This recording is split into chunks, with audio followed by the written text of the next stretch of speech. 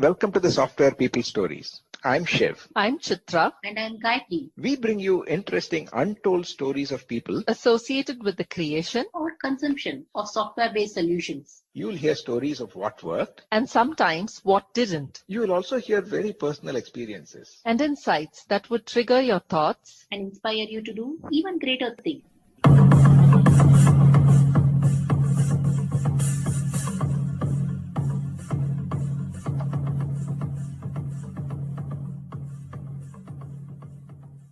Welcome to this episode of the Software People Stories. Today, I'm in conversation with Dr. Asoke Talukder. He is a very difficult person to describe in a few words. He has done so many things. So when we start talking about his origin story, it felt more like tech nostalgia, talking about standards, companies, and applications of the 1980s. And what interests him, starting with an interest in puppeteering to neuroscience and genomics and the kind of work that he does today. In his career, he has been an author of numerous papers as well as textbooks. And we talk about how he keeps his interest alive and how he is still so active and how he would like a lot more youngsters to get into the learning habit and into science. You have to listen to his full story in his own words. Listen on. Welcome to the Software People Stories, Ashok. The moment I heard about you from my colleague, I said, I must meet you and then at least talk to you and then get your story for our listeners. You've done so many things. I mean, pretty impressed with also not only the depth, but also the variety of areas where you have been contributing. So if we can start with your origin story of your association with IT, then we can take it from there. First of all, thank you for having me. In IT, it was a very, very interesting story. The thing is, when I was pretty young, I wanted to be in performing art and literary kind of work. So I used to write. And then that also has a very unique story. I was once having some argument with one of my elder brothers, and he said that, any story writing is not that difficult, but detective story writing is most difficult. And it so happened that one of the leading journal or magazine that time in Kolkata, where I spent my school days. So they ran a competition or a contest. And I wrote my first detective story for that contest, and I was awarded. Wow. Okay. And then I started puppetry.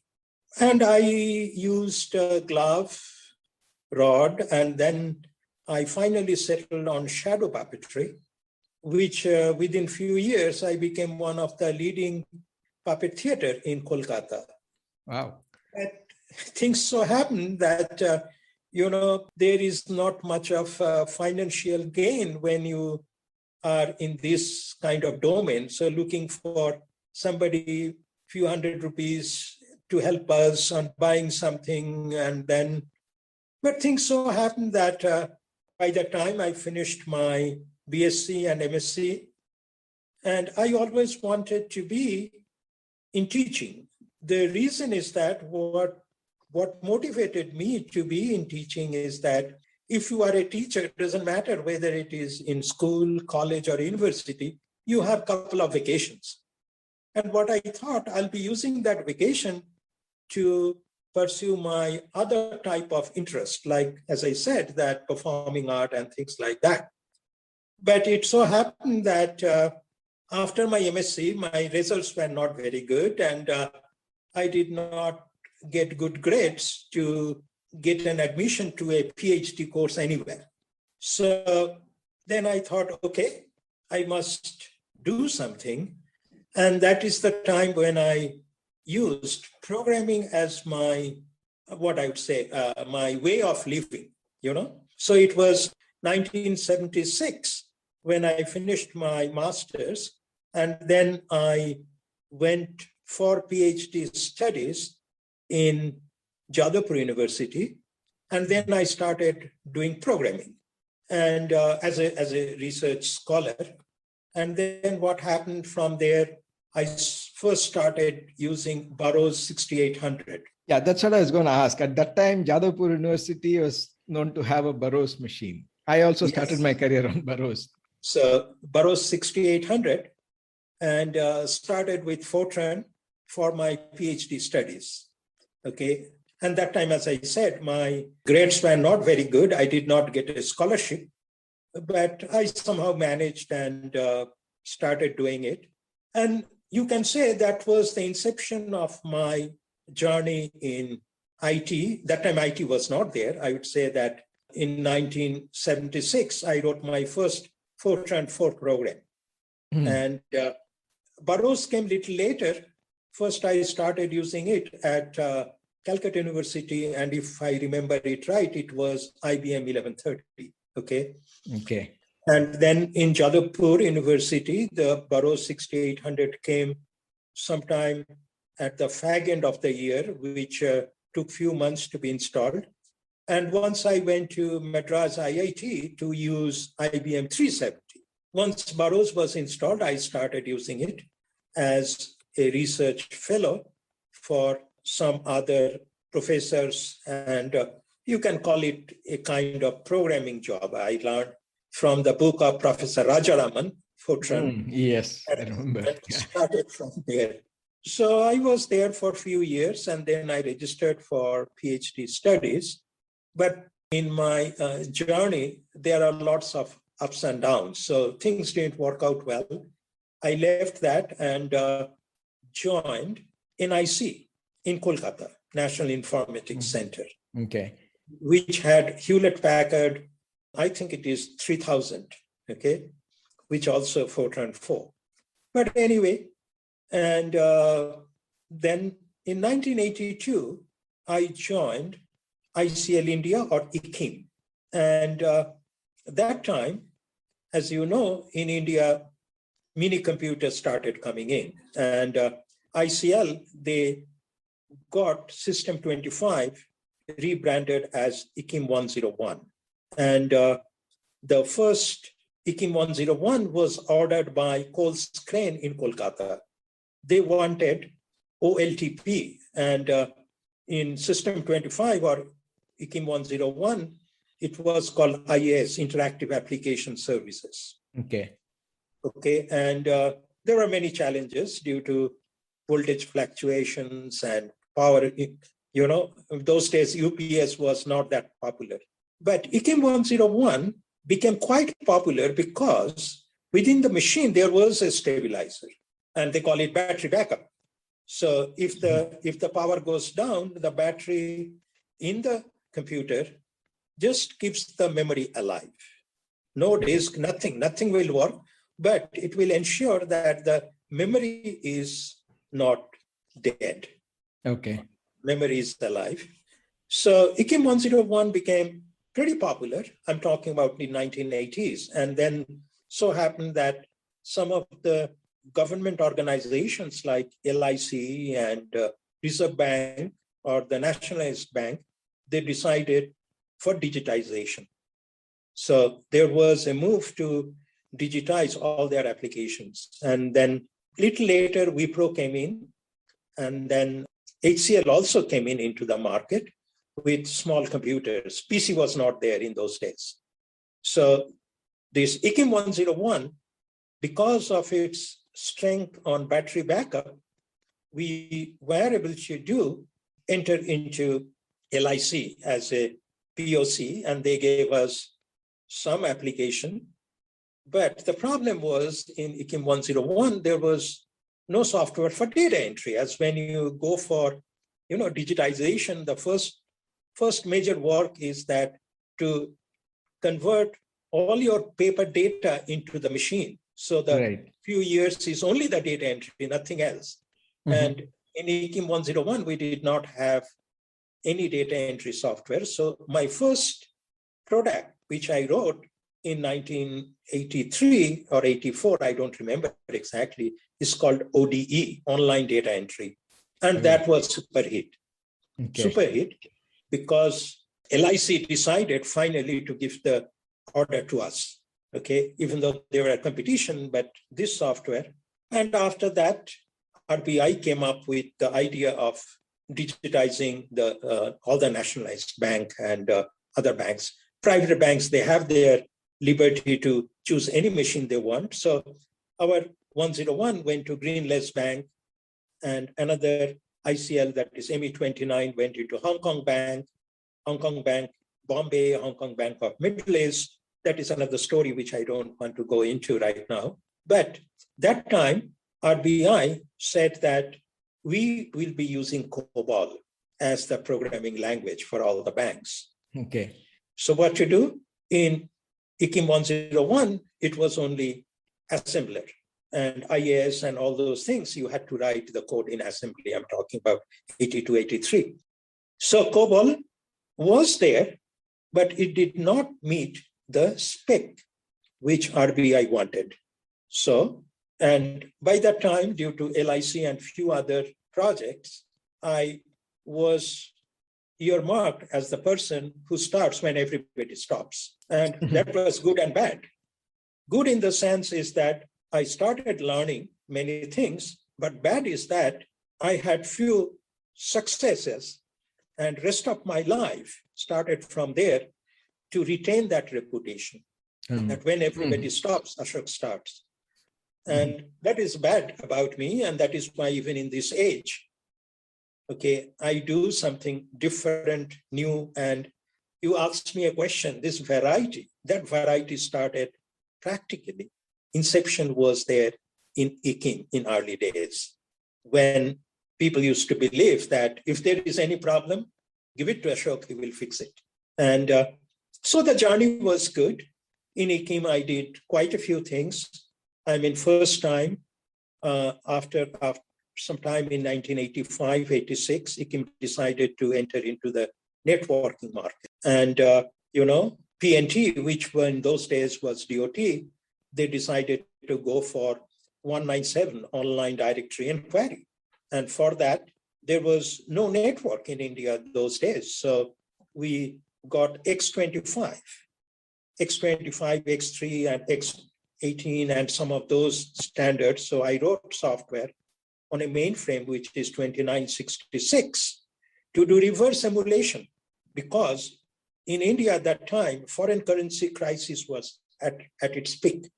So government said, anything which is manufactured in India has to be integrated with it. We will only get the CPU imported. So disk drives, terminals has to be in India, manufactured in India. And that time, the only Indian manufacturer was a company called Intchem in Chennai. And Intchem, they did Kokusai compatible terminal. Now, it is a dumb terminal, but its form factors and everything was compatible with Kokusai. Now, how to make that terminal work with a mainframe? So on the mainframe, the first time in the world, I wrote reverse emulator. That means in the mainframe, we'll be doing the reverse emulation and convert the mainframe form factors into Kokusai form factor and send it through X3, that is RS232 link, over a 1200 baud modem to the 197 inquiry directory services. Okay. You can understand how complex. And what used to happen, because it was 1200 bits per second line, and their modems were also manufactured in India, and they used to fail very frequently. So what started happening? There were hanging sessions. The session started by an operator, and due to this bad quality of this modem link, the link breaks. But the session is there in the mainframe because it is running a reverse emulator. It doesn't know what is the status of that. Then I had to change all those things and use some of those as a strength and make sure that the operator could reconnect to, because it was a mainframe, I was maintaining the session. it could reconnect to its session. And all those various complex challenges in Indian environment made me to be aware, starting from mainframe to a mini computer. Okay, so various products and solutions started in ICIM by me, started from ODE, and then networking and so on and so forth. Of course, in ICIM, I got quite a few awards, excellence awards, and so on and so forth. And banks, whether it is Hong Kong Bank became a customer. And that was another very interesting story. What happened is that I wrote a networking software where a IBM PC XT could work as a terminal in ME29, which Hong Kong and Shanghai Bank had. Okay.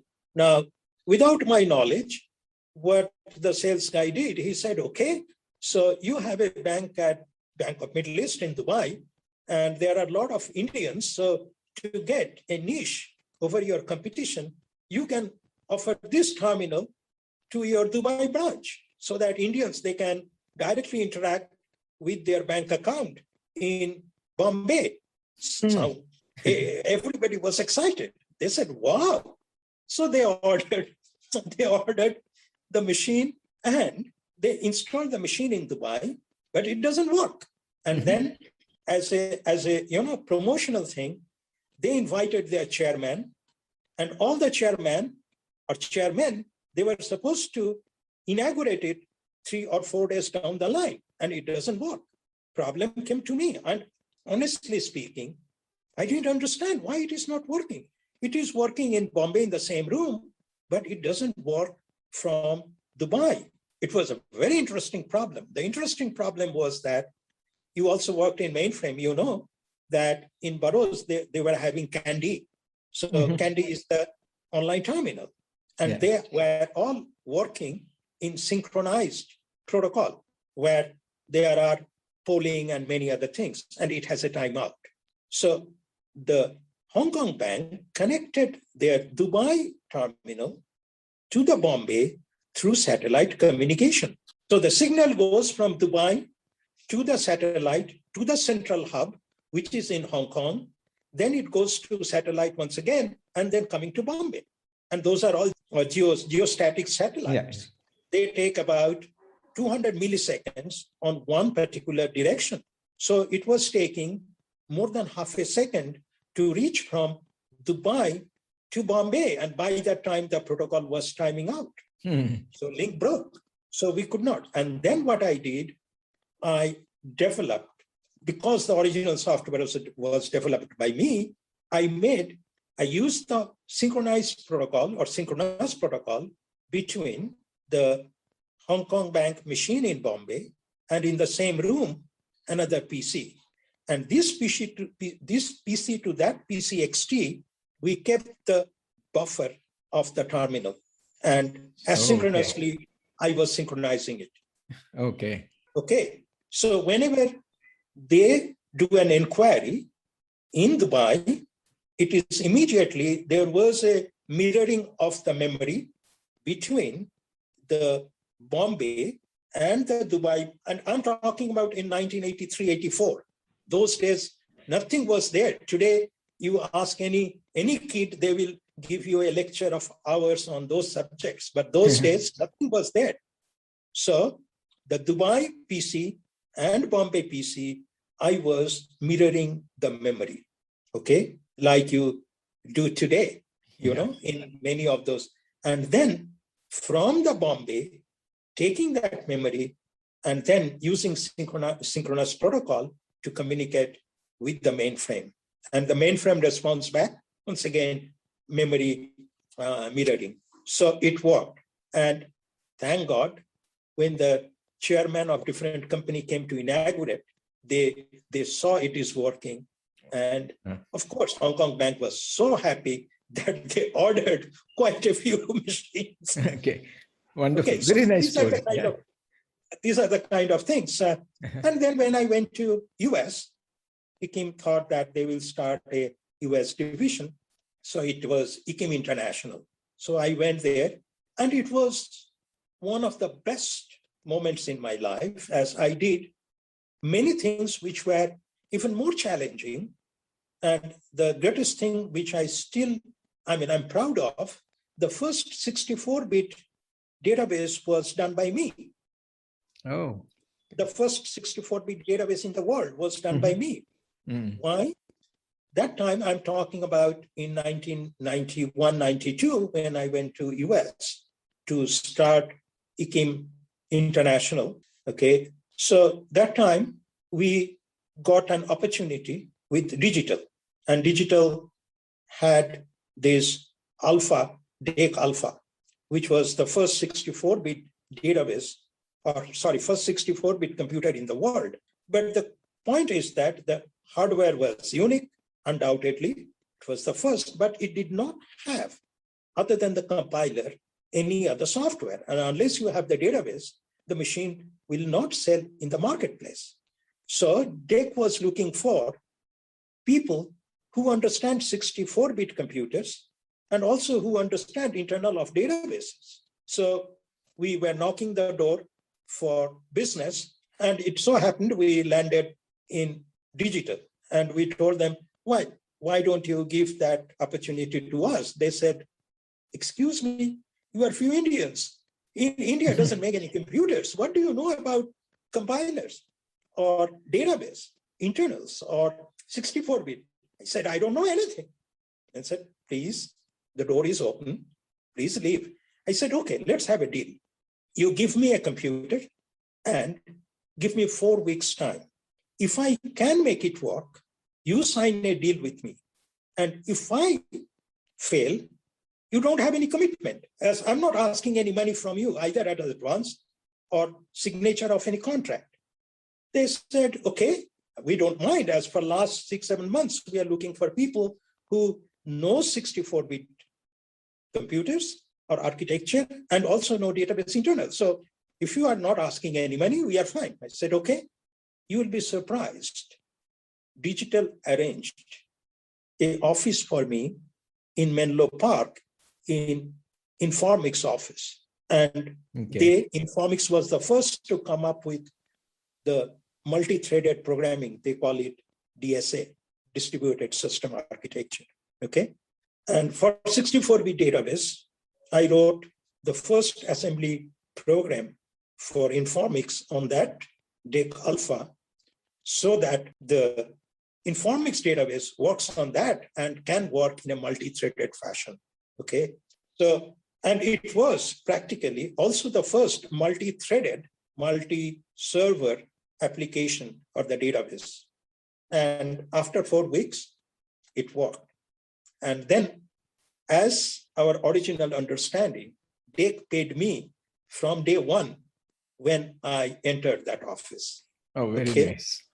Yeah, like that I used to do, because we have to open the doors for ICIM International. So I used to go to different vendors and ask them, tell me, what is your most complex problem lying on your plate for months?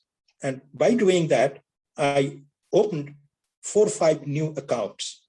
And, you know, PowerPoint 4, Microsoft's PowerPoint 4 was also done by me for when we wanted to open a door in Microsoft. So that's my journey, and it is still continuing. But from computer, I went to genomics, and now I'm in health sciences. All yours. Yeah, that was not only your story, but it looked like a brief history of the Indian computer industry and a compressed computer science class. Yes, I'm not going into other details. I did many things which were poles apart, you know, poles apart. I did something today, and day after tomorrow, I do something else, completely poles apart. Yeah, so that was going to be my question of, leave alone that from assembler to, I think, molecular genomics, right? Or something that you work on. How do you balance or reconcile the general expectation that academics are more theoreticians, whereas you've been a problem solver, which is application, or as an engineer, so to say, engineering versus science? For genomics, it was 2008 when we were thinking of what to do so that as a startup, we can enter into the market and be successful. And then we found that, our research told us that genomics, which was not very hard by people, I'm talking about 2008. So, and those days it needed high performance computing. Okay.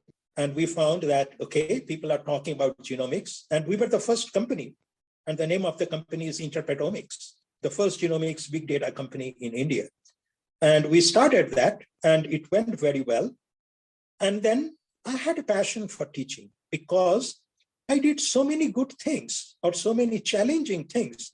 I always thought sharing it to other young guys will help us.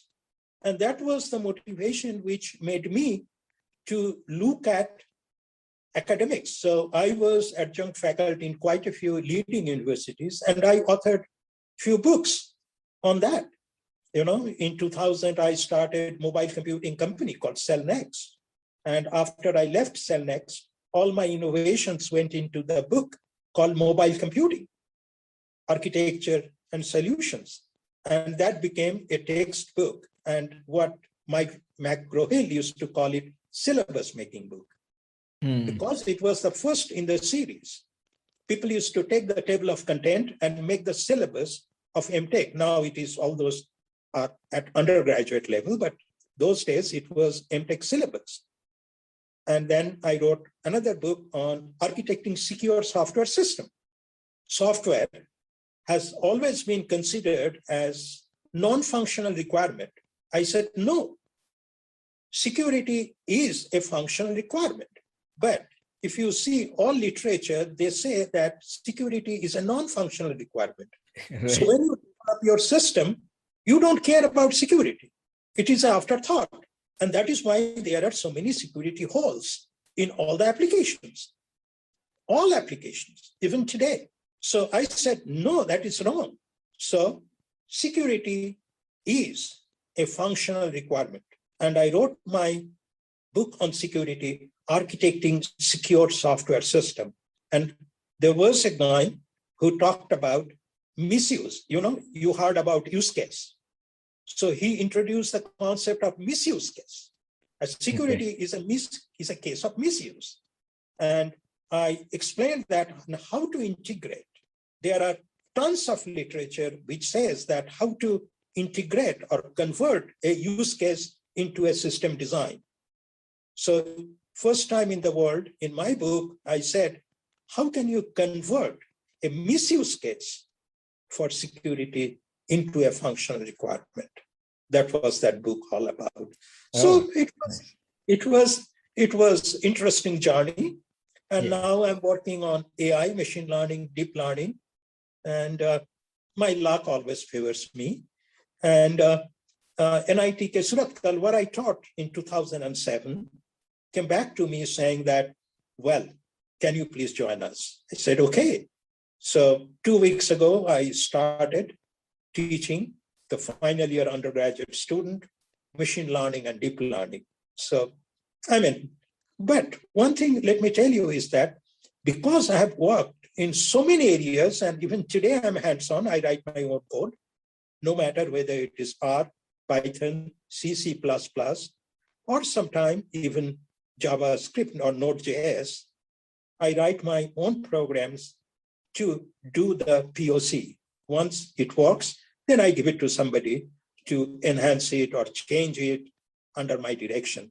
And my depth of knowledge, but more than depth of knowledge, the width of knowledge, because I worked from compilers to cancer, okay, my breadth of knowledge is very, very wide.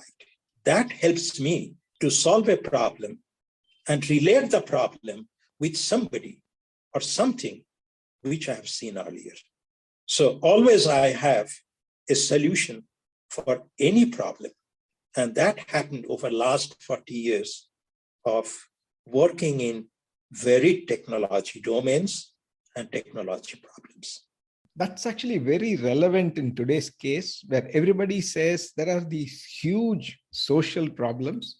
I think when we spoke last, you were talking about the healthcare system, the inefficiencies and so on. If one wants to use technology to solve some of those problems. Is knowing technology alone enough, or what is the support that the technologist needs to be able to create an impact? I don't think it would be appropriate for me to say yes or no to your question, but let me tell you this. If it is a synthetic system, and let me define what I mean by synthetic system. Synthetic system are those systems where human beings conceive the idea and they make the architecture like a building. But when I'm with nature, for example, you are working on healthcare, human health. Now, the challenges with healthcare or human health is that the unknowns are much more. Whereas in a banking system, we define what is unknown, what is not unknown, and we do a system spec depending upon what we know. But in healthcare or any of those biological or natural systems, the unknowns are too high. We do not know. Even today, new theories are coming. I mean, before Newton, nobody knew about gravitation. Of course, there were a few guys, they talked about many of those things. So some of the natural problems, many of those stalwarts, they gave an equation. But a lot of time, equation, we don't know. So we go to statistical means like statistical physics, when we could not see what is happening inside the atom at that level. So statistics and all those things came in. Now, to answer your question, what happens is that in healthcare, you need to have an understanding of both the domain, which is necessary in any type of application. But in healthcare, I would say that it is slightly different. The reason is that not just knowing the healthcare or medicine is sufficient. You need to have a much wider view of the problem. Otherwise, there will be side effect. And when we solve a problem, most of the time, what we do, we call it the reductionist approach. We take a large problem, break it into smaller pieces, and we find solution for that smaller pieces, and then we stitch it up. It will not work in healthcare. There is no, one size fits all. If I give a drug, that drug will work for somebody. The drug will not work for many people. That drug will be toxic for many, many other people. Oh. So there is no one size fits all. Now, this reductionist approach does not always work in healthcare. And as I said, that I have been working in so many domains, so many verticals, including genomics, it helps me to understand the problem at a system level, not at a reductionist, smaller piece level. So I can move from system level to the, reductionist, smaller piece, and then move to and fro and manage that. And I would appreciate anybody who has that broader view of this will be very, very successful. And that is what is required. Doctors, if you look at them, they're very, very compartmentalized. Very, very compartmentalized. Okay? They don't know anything. And when you become, still MBBS is good, because in MBBS doctor, they have wide variety of knowledge. But after MBBS, they do MD. And once they do MD, they become too narrow compartmentalized. Anything you ask outside their domain, they will say, well, I can say, but you don't want to listen to me. You better go to this specialist. Mm-hmm. So if you want to be successful in healthcare, you have to have horizontal knowledge more than the vertical knowledge. Vertical knowledge, you can hire 20 guys who has that vertical knowledge, and they can do for you. But if you are the architect, you need to have the horizontal knowledge, which will give you the wider bandwidth. And good luck, bad luck. Fortunately, unfortunately, my past made me that. And today, when I fail on something, I become much more egoistic and try to crack it. And I do it. I do it. Yeah. That's fun. That's fun. So that leads to the next curiosity question, which is, what is your personal approach or technique to manage your horizontal and vertical knowledge that you've been acquiring in so many diverse topics over the years? Well, I can just tell you the problem, and it is good. I like to give you examples. So let me take an example. The example was that, I was trying to, in 2017, National Institute of Health, NIH in US, they released more than 1 lakh X-ray images. Now, I don't have a supercomputer where I could load that. I tried in my little high-powered laptop. I could not do more than 8,000 images. And then just week before last, when I first started in IT after so many years, the moment I landed, they said that, Professor Talukder, could you take a course on machine learning? Because the previous faculty, she left. I said, okay, this is something interesting and challenging. But they had a GPU machine, which is equivalent to supercomputers. And GPUs, as you know, they are close to 100 times faster than CPUs, because especially for deep learning. So what I did, I was able to load that more than 1 lakh images and got a model. And that model gave me an accuracy of 97%. 97%. Wow. Much higher than human radiologists, literally. Okay, I'm not going into that debate at all. Now, after that was done, I'm now integrating it with telemedicine. But then I thought that my goal right now is to make telemedicine and medical knowledge what I call democratization. So I work on knowledge graphs where I have taken disease-related knowledge, oncology-related knowledge, pathology-related knowledge, and registomics, which is antibiotic resistance-related knowledge, put it into the knowledge graph, so that a non-expert can work as good as an expert, because everything is in the knowledge graph, which is machine accessible, machine interpretable. So all I need is a smart layer to interrogate, and it runs on knowledge graph. It is not a relational database. It's a graph database.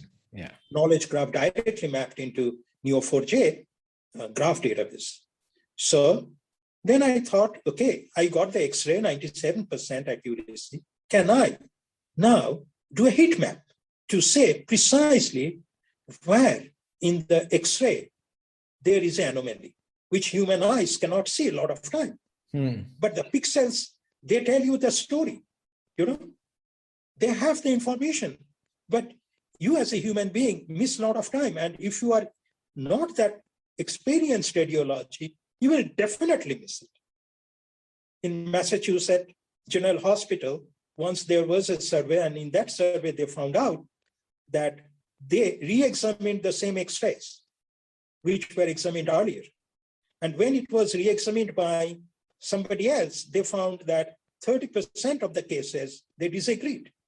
But when the same doctor was given another X-ray or CT scan, which they diagnosed earlier, 25% of them disagreed. Okay. With their own second opinion. It is cited. Now, so I got 97%. Now, if I have to, so my interest for last about a week after I came back from NIT, after using the GPU, getting the model with 97% accuracy, can I now take that X-ray image and put a heat map there saying this is the center where there is some anomaly or looks like some abnormality. Now, I come to your question directly. How do I do it? So what I did, I'm reading journal papers, see whether anybody has done it. I found, yes, there is a model called UNet, which practically does segmentation of the images. And that is exactly what I want, but in a different type of segmentation. So I found the paper, trying to understand, looking for open source. I found quite a few open source, but none of them are fitting to my requirement. So I'm now taking those open source code, playing with that, understanding it. And trust me, by next week, I'll be going through at least 30, 40 open source code and at least 4 or 5 papers and 5, 6 tutorials, try to understand at the deep level of it. And the moment I'm done, then I will do copy paste code from all those open source codes and then use on my data. It will work, but it will not work the way I want. And then after the system is ready, prototype is ready, I will just redo the whole code in a much better structured way, in a documented way, which can be now put into my other AI engines for healthcare. And practically, we are about to start a trial of this in Pune with one of the leading hospitals there. And I also have WebRTC-based telemedicine, which will start its trial maybe in a few weeks down the line for cardiology, and it will be used by Rotary Club of Bangalore. But that is how I do. Challenges are there. You do it. Of course, I have to work hard. So I work about 12 to 14 hours a day. Wonderful. Very inspiring. Thank you. I didn't realize how much time we've been talking, or you've been sharing your stories. One question that I normally like to ask all our guests before we conclude is more like career advice. In your case, one thing that I want to understand is how do we create the interest in students to do some research or do some academic work rather than jumping into these, the high-paying, attractive IT jobs? It's a very good question. And this question is very close to my heart. Because, today, unfortunately, in India, the social fabric is such that a lecturer, when he becomes the head of the department, he is more respected than a professor who is doing much fundamental work. Everybody, so after age, if I ask you to hire me, not you as Mr. Shivguru, but if you are an HR guy, if I ask you to hire me, you will say that I'm overqualified or I'm old. I cannot make it. But the point is that now the judgment in our society, or we judge by who is earning how much of money. But I would like to tell every young guys that, look, MBA will help you to reach somewhere. But beyond that, what? What about tomorrow? If you want to be productive like me, then you have to be both theoretical and also experimental. And you need to expand your knowledge base. Going to administration, becoming a manager is good. It will fetch you more money and respect in the society. But then HR guys, after 45 or 50, if you are made redundant, you have a serious problem. If you want to extend your life expectancy in technology areas, then you have to update your knowledge and be hands-on. That's all I want to say. And that is why almost I'm quite old. My age is close to 70. At this age, institute like NIT request me to take class, and that also in deep learning, machine learning, and I use GPU. And now I'm telling the PhD students and some of the faculties in NITK how to use GPU. So GPU machine was lying there for long, but they did not know how to use it. And I'm not exaggerating, it's fact. Because it runs on Unix. And we have lost touch. with Unix or any of those systems. Windows is very user-friendly, but it also makes people dumb. Mm. And this is what I say, Unix is written by smart guys for smart people, whereas Windows are written by smart guys for not so smart people, which is majority of the population. But when somebody is an IT professional, I would definitely advise them not to use Windows. You use Linux or Unix because there is no GUI. Of course, you can get, all those Windows and other things today. If things work, plug and play, nothing like it. But most of the time, when the problem is complex, it will not be plug and play. You have to solve the problem. And if you have to solve the problem, you need to know the detail. Devil is there on the detail. And we are losing focus on details. We are all doing shortcut and not smart shortcuts. That is one of the major problems we have across the board, across all universities and everywhere. So I will suggest a young population or anybody young, please go into the detail. The devil is in the detail. The beauty is in the detail. I don't know whether I have answered your question, but that is what I feel. Yeah, absolutely. And very, very nicely put. So on that note, we are really out of time for this conversation. I have a lot more questions and probably reach out to you. There are some common interests, particularly knowledge graphs and all that, which I would like to gain from your experience and knowledge. So thanks a lot, Asoke, for being on the Software People Stories and sharing these wonderful nostalgic stories, which are still relevant in terms of how you went about debugging, how you solve problems, how you learn. Wonderful. Thank you. Thank you so much. And thanks for having me.